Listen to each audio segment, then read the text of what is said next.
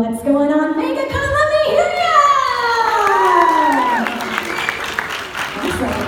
How's everybody enjoying their weekend so far? Well, we're about to get this party started because we're bringing out our next guest. Ladies and gentlemen, a big round of applause for Mitch Pileggi!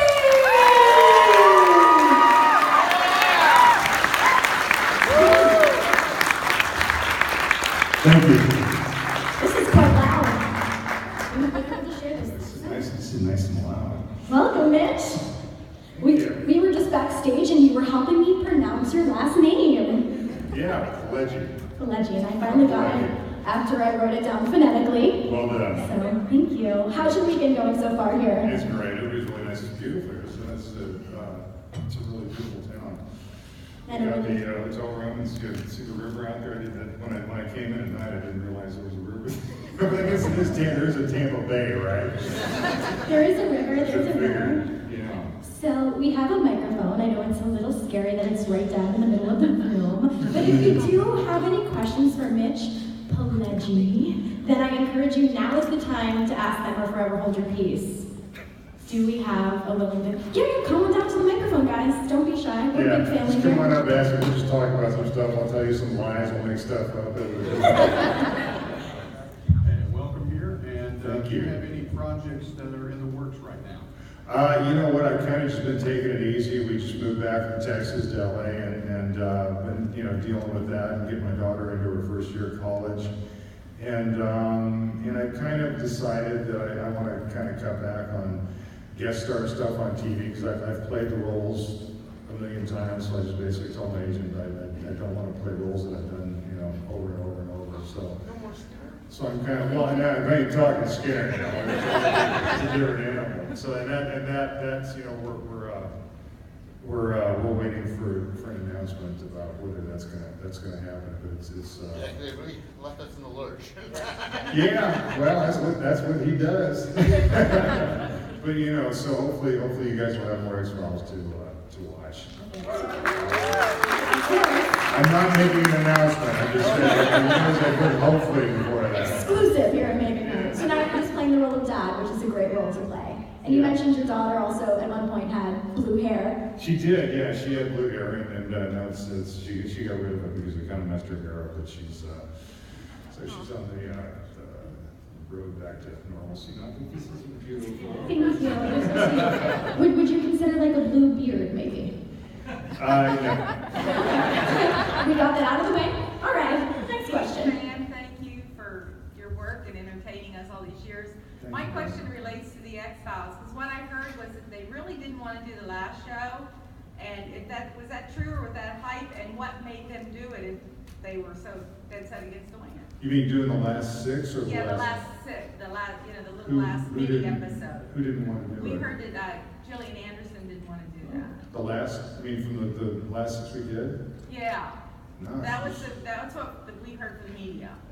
Bullshit.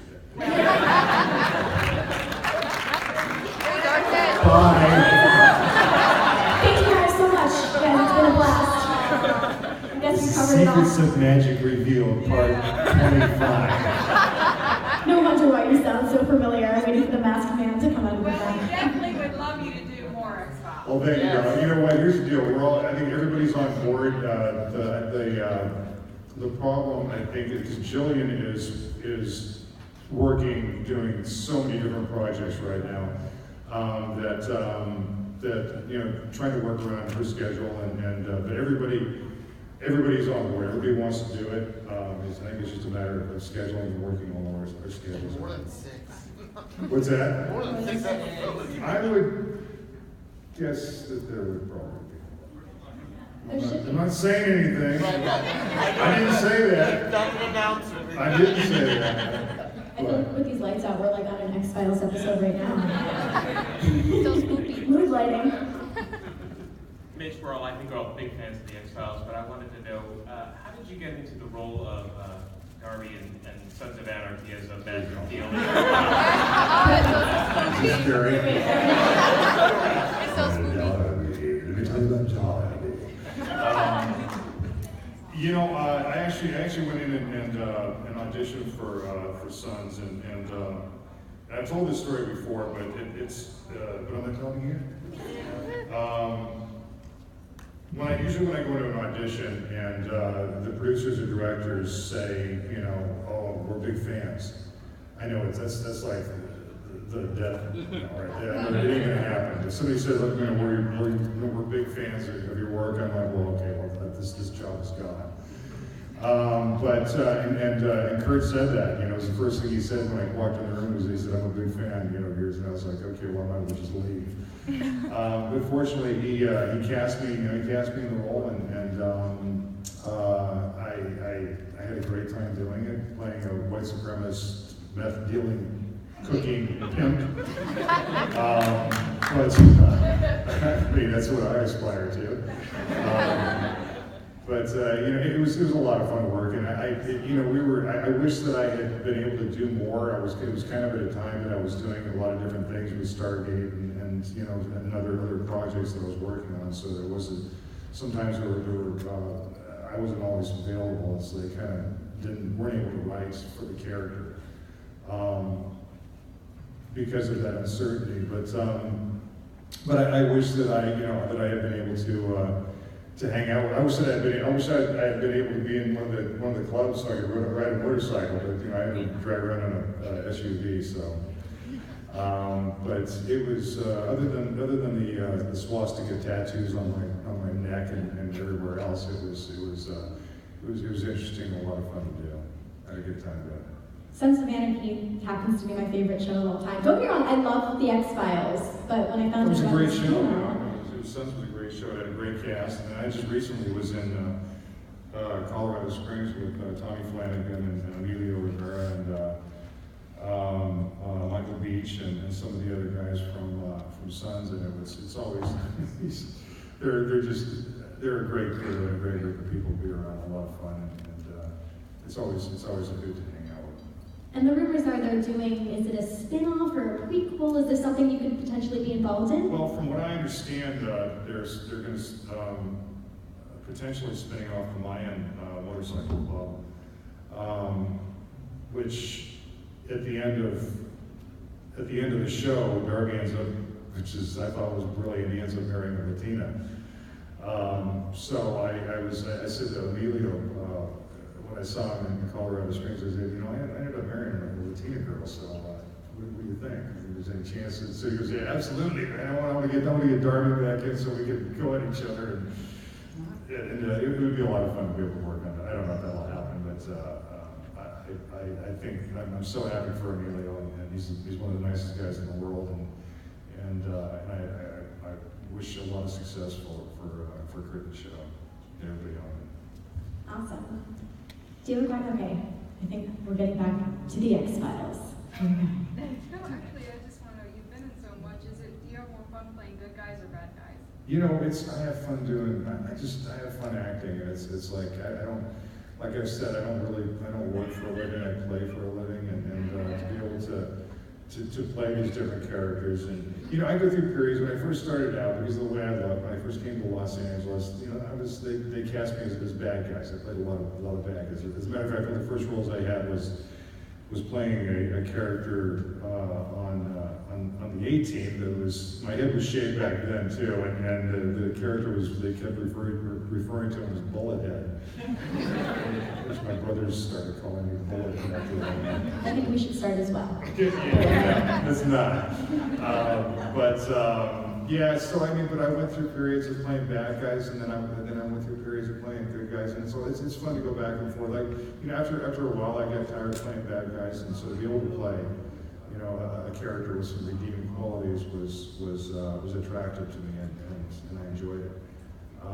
But then again, going back and playing, like when I did the most recent incarnation of Dallas. You know, one of my first days on set, I saw Larry Hagman, and I had worked with him in the original series. We did like 4 episodes, I think, but he didn't. Of course, that was a long time ago. He didn't remember me, which was fine, you know. So I went up and I introduced myself to him, And he said, now, who are you playing? And I said, I'm playing Harris Riley. And he goes, oh, that's a good character. And I said, yes, sir. And he goes, bad guys are the best, aren't they? And I said, yes, sir, they are. He was very sweet. It was a treat to be able to work with him. Again, I didn't get to do as much as I had wanted to before he passed away. They had planned a big storyline between his character and mine, kind of going at each other. And was the music? Yeah. So it's fun playing both. But bad guys are they're a lot of fun. Gotta love a good bad guy. Do you ever do any like live theater as well? Or? You know what? I just actually, at the beginning of the year, I went back down to Austin, Texas, where I really started acting, and did a play. It was the first time that I'd been on stage. I started out doing theater down there. As a matter of fact, that theater that I did this play at, originally they had one stage, and now they've got 3 stages with a 750-seat house that's just a beautiful, it's just a beautiful theater. But back in the early 80s, when I started acting, I was at this theater. I was in the morning I was the bookkeeper, and then when I finished doing, and I totally screwed the books up. But then in the afternoons I was the janitor, so I cleaned the theater, and then I'd help build sets in the late afternoon, and then at night I would do plays. So I pretty much every waking hour was in that building. You must have done something right with the books. They have 3 theaters now. Well, yeah, they in spite of it. It was glorious. I was in heaven, you know, and but we called it the Velvet Rut, because I could do as much theater as I wanted to do, and any character that I wanted to do, you just couldn't make a living doing it there. But like I said, I went back and I did a play at the beginning of the year. It was the first time I'd been on stage in 25 years. What play? It was called Tribes. Nina Raines. It's an English play, and I had the time of my life. It felt like the first time that I had acted in 25 years. Because I think that stage is true. You're doing a character from the beginning to the end. You're on stage for 2 hours, and you're bringing life to this story, and you're not cutting every 20, 30 seconds. So I was in heaven. It was really cool. Hi. Hey, how's it going? Good. Assistant director, fine. I got a question. Okay, 2-part question. X-Files last 6 episodes that came out. I wasn't in it enough, right? Mentioning about that. Like, what are they doing with Skinner? Not giving him enough. Are you going to get some more? Are you hoping for? Here's the deal. Oh, absolutely. I would I would love to be on screen right now on that. But here's the deal with that. We had 6 episodes. They had a lot of story to tell, a lot of catching up, a lot of bringing everybody up to speed as far as what had transpired with the 2 of them for. And I mean, the show is Mulder and Scully in the stories. And somebody recently asked me at one of these things, what makes the show? David and Julia were on stage with me, as was Bill Davis, but they asked us what makes the show so successful, what makes it work. And David and Julia were a little reluctant to say Us. Yeah, basically. So we kind of hemmed and hawed a little bit, and then we moved on. And then I just sat there, and then I just said, what, screw it. I just said, okay, I want to go back to the question about, what makes this show so great. And what it really is the ridiculous chemistry and talent of those 2 people, and the stories that our writers and Chris Carter, brought to the screen. So that's really what made the show so great. So Skinner's a part of it, but he's not the meat of. We're going to see more of him though coming up. Well, hopefully, if we do more, then I hope that he'll be there more. Okay, I got a real serious question now. Do you believe in aliens? Of course I do. Yeah. Thank you. That's it. Yeah. Have you ever had any actual encounters? With aliens? No. But I'd love to. The weekend's not over yet, so there's still time. So the weekend's not over yet, there's still time. Yeah, not much time. But I'm of the mind that, I think it would be arrogant for us to think that we're the only intelligent life existing, because we've proved not to be terribly intelligent. Hey now. Well, look around. Yes, including. No, I'm not talking about you guys. I'm just talking in general. Not here to insult the audience. I mean, look around. That's what I was saying. Hi. Hi. Including yourself, who was the biggest trickster on the X-Files set, and could you give us an example? Oh, I actually was I behaved myself pretty good. I would break out in the song and do a little, I'm not much of a dancer, but I break out in the song every once in a while. But David was a brat. And he kept things lively, and he's got a tremendous sense of humor. He's extremely charming, and he can get away with anything. I guess if you go back and look at the gag reels, I did do some things that were pretty racy. The bra was one thing. I don't know if you saw the thing where I was on the gurney going into the operating room, and Jillian was standing next to me, and I had a flashlight or something under the sheet that started. She was there, and I was like, Walter. Hi, Mitch. How are you doing? I have a question. In terms of Stargate, which do you prefer, Atlantis or SG-1? And what do you think about Stargate Universe? I didn't see Stargate Universe, and I wasn't on SG-1. My only experience was with Atlantis. Yeah. But hey, man, I had a spaceship. I got to get my Captain Kirk on. Yeah, no, it was fun. It was a good.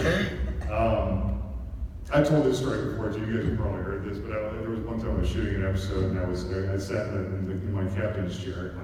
My captain's chair, and I crossed my legs, like the crossed legs like this. I crossed my legs, and the director was like, I don't know if that works. And I said it worked for William Shatner pretty good. I think it worked just fine. But and another problem with that was the flight suit that I had. When I sat with my legs spread, they're kind of bunched up at a certain point, and it was a little interesting. I was very happy to be there. Which I'm sure you were. I was very happy to be there. Yes, not that happy, but I was happy enough. You bet, my pleasure. Hi. Hi, how are you? I was just wondering, did you have a lot of fun being able to torture and go after the demons and vampires on Supernatural? I had a ball. I had a great time. My favorite episode was the first one that I did. I think in season, whatever it was, season 3 or was it 3? I think it was 3. The introduction. I think I don't remember either. Yeah, when they brought all the Campbells back, the story got a little confusing for me, and I didn't really understand what we were doing, and I think the fans didn't really understand what we were doing either. So, I mean, even some of the producers didn't understand what we were doing. I adore Jared and Jensen. They're two of the most amazing people that I think I've ever crossed paths with. Misha, I love Misha. No, I do. I love them all.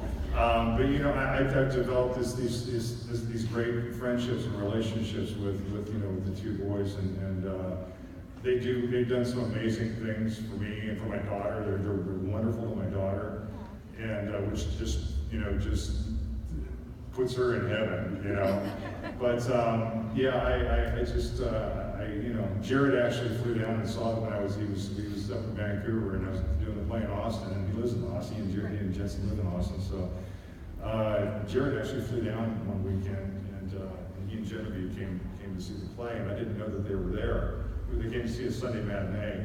I I didn't know they were there, and I was living in Dallas at the time, so after we finished, I just went back to the dressing room and changed clothes, and I went back and got in my car and drove back up to Dallas. And I get up there and I turn my phone back on, and I see this picture of Jared and Genevieve standing in the lobby. They were coming. He didn't tell me they were coming. He wanted to surprise me out in the lobby. It was like the only performance that I didn't go out into the lobby after the show. And there's Jared and Genevieve standing in front of the poster of the thing, like going. Well, what a sweet thing to do. I mean, you know, just that's the kind of guy. You know, I mean, and you see the kind of stuff that they do. Oh yeah. Yeah. Watch stuff for their represent all the time. Yeah, I mean, they're phenomenal people, and working. I mean, even the first episode that I did, I saw how they comported themselves, and I said, I took Jensen aside, and I said, you know, I just want to commend you too that you guys have got. Especially when they're that young, you get all that money, all that fame, all that attention, everybody's giving you everything you want. They still had their heads screwed on right. And I said, I really commend you for handling all this the way you're handling it. It was impressive. Thank you. You bet. My question kind of ties in with hers a little bit, and you touched on the first part of it a little bit. What was your favorite and least favorite parts of playing Samuel Campbell in Supernatural? Trying to figure out what the storyline was, what I was doing, why I was doing what I was doing, yeah. I mean, I just was, I wasn't getting a good handle on the story. And the fact that he's sitting there mooning over his daughter and wanting to bring her back, and I'm like, what about his wife? And he snapped her back, so why wouldn't? And it was confusing to me, and as a result, I don't think that I really gave it what I probably should have done with it. Favorite part was working with the boys and being, and another great aspect of working on Supernatural was a lot of the crew was our crew from the X-Files. So that was my family for 5 years, and to be able to go back and work with them again. And Kim Manners, brought me back. He was still alive and running the show when I came back to the first episode. Eric Kripke I worked with before, and he's a great guy, so he gave me that opportunity to come up there and play with everybody. And it was cool. Thank you. I hope I answered your question. Was I close? Yes. Hi. Hi, Mitch. My name's Lisa. It's nice to meet you. It's good to meet you too. Thanks. I wanted to say thank you so much for all of your time doing all of your roles in acting, and especially your time on X-Files. It's a wonderful show.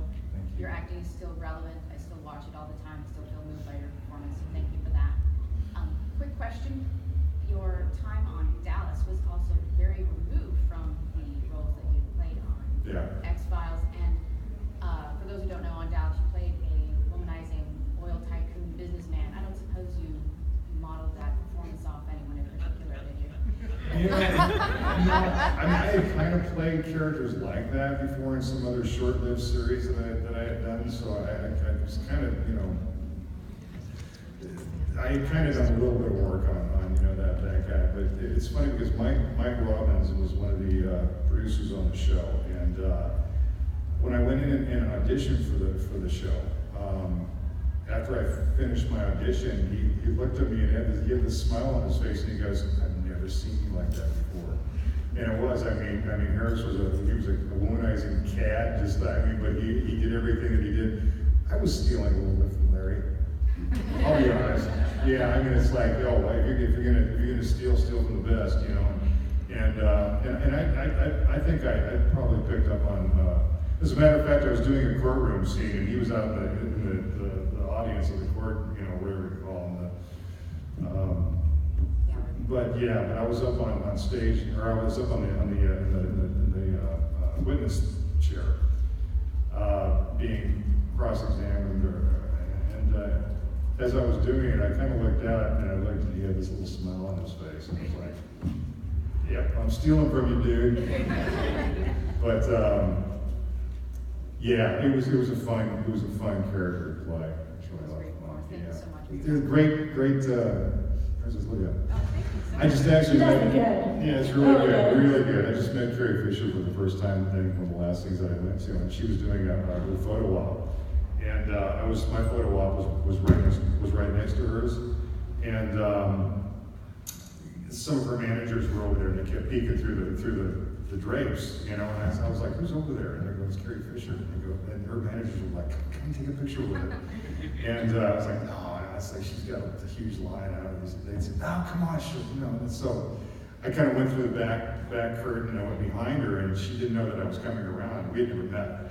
And so her managers go, Carrie, this is Mitch Pileggi. We do a picture, and then she looks at me and she goes, oh. She's a flirt, man. So she sits on a stool, and her dog is right next to her, you know, with his tongue hanging out. It's hilarious. But she kind of looks at me, and I said, so I kind of leaned down for the picture, and she goes, no, put your arms around me. And so I said, okay. So I just put my arms around me, and she kind of cuddled into me, you know, and did this little kiss thing, you know, that she does in her pictures. And then we finished, and I kind of backed off, and she looked at me, and she goes, you're really macho.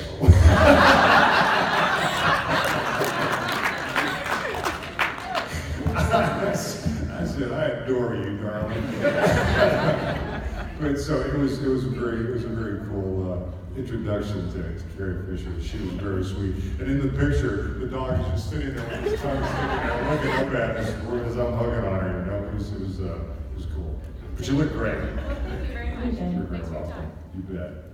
Now we got a Star Wars shirt. See the theme. How you doing? In X-Files, Agent Skinner was basically... Assistant director.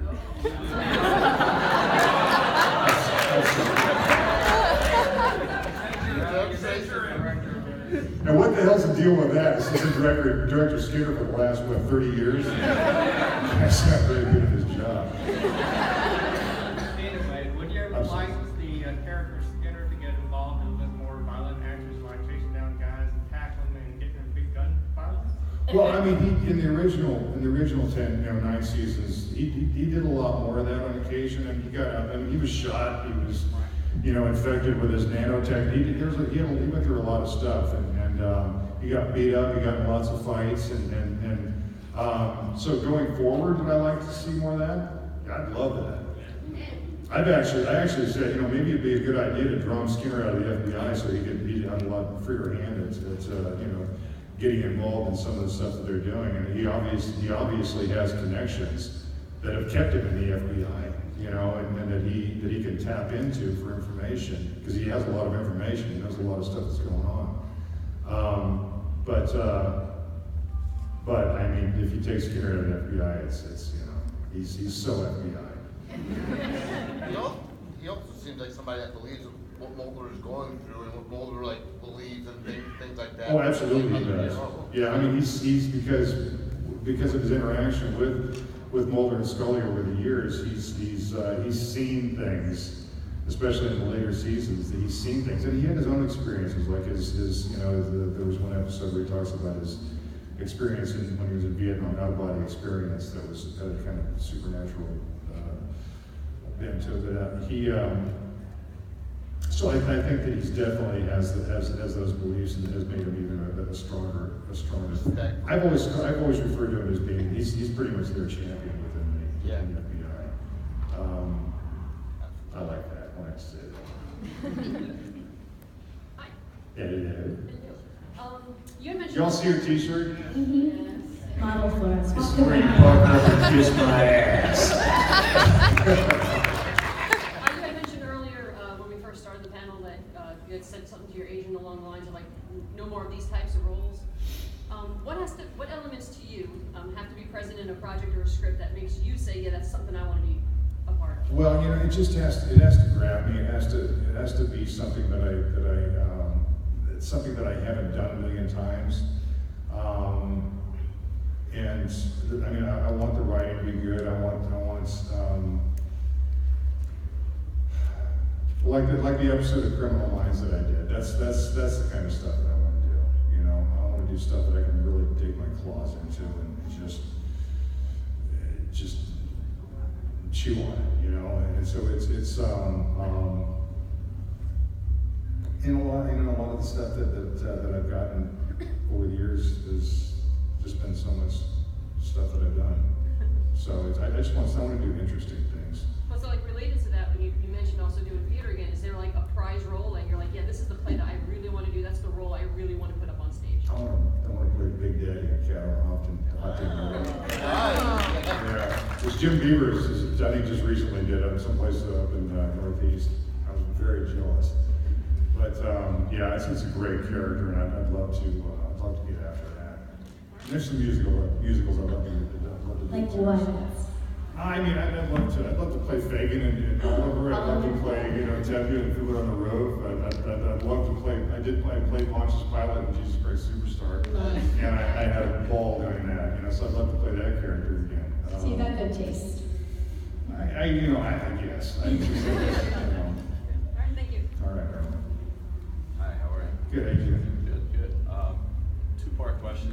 What initially inspired you to become an actor, and what continues to inspire you to take on projects and kind of develop different characters?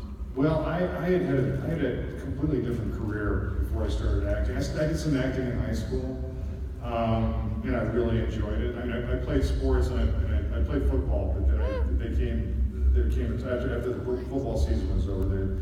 They were doing the music department was casting their musicals, and they were doing West Side Story, and the woman who was the head of the music department was really my original mentor. But I was one of these jackasses that played football and took chorus for an easy grade and just sat in the back of the room and screwed around with the other football players who did the same thing. And until one day I heard my name called, and I'm like, what? And she was calling me up to the front of the room, and I was like, okay. So I walked up there, and she goes, I understand you can sing. I said, no, I can't sing. My girlfriend and a bunch of her friends were in chorus also, and they knew that I could sing. And they had told her this. And she goes, no, I hear you can sing. And I go, well, not really. Of course, all my buddies in the back of the room were all, laughing and throwing stuff at me. And so anyway, she said, I want you to sing this. And she had me sing Maria from West Side Story. And we got about, I don't know, just a bar into it. She just stopped and she goes, you can sing. And I ended up playing Tony in West Side Story, so it was pretty cool. But that, that kind of got me, and then I got on stage and got that type of response, from people, and it was like, I was like, this is pretty cool. And then, but then I got completely, I stopped when I went to college, and then I took an acting class in college, but I went into a completely different career working on DoD contracts overseas in the Middle East for a long time. And then I was in Iran when the revolution started, and they evacuated us out. I came back to the States, and I said, you know what, I'm done with that. I don't want to be in the Middle East anymore. And yeah, so I just was kind of casting about trying to figure out what I wanted to do. And a friend of mine, I was in California, a friend of mine, I'd gone to school at the University of Texas in Austin. And he said, there's a lot of theater, a lot of arts going on down here. And so I just packed up the car and moved down there and auditioned for a play, got a little bitty role in it. And then it got to the point, like I was telling you about working in theater, got to the point where I was doing play after play after play, and I started being the leads in these plays. And it was, I was dead. Well, I'm sorry to interrupt. When you auditioned, how did you segue into it? Did you just pick up a book and just kind of? I just went in and read. They gave me, it was like literally the first role that I had was, there was like 2 lines in the play. It was Jean-Louis Le Larc, and I played one of the military guys in it. It was a very small role. But I enjoyed it. I had a great time doing it, And then I just kind of, I guess I had some ability, natural ability because I didn't really take any courses other than what I've done, And I just started doing it. I just started doing, play after play after play, and that was my classroom.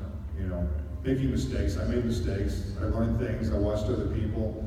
I watched other really good actors, you know, and once again stole from them, you know, or emulated what they were doing, or just basically learned from what they were doing.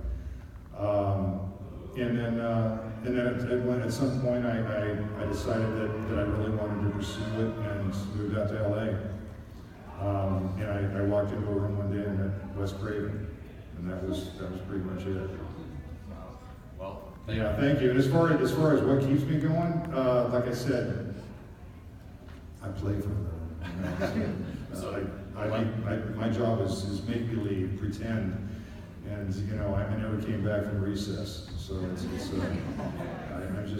still a big kid out there playing on the playground. So if you could be anything for Halloween, what would you be? Ultimately.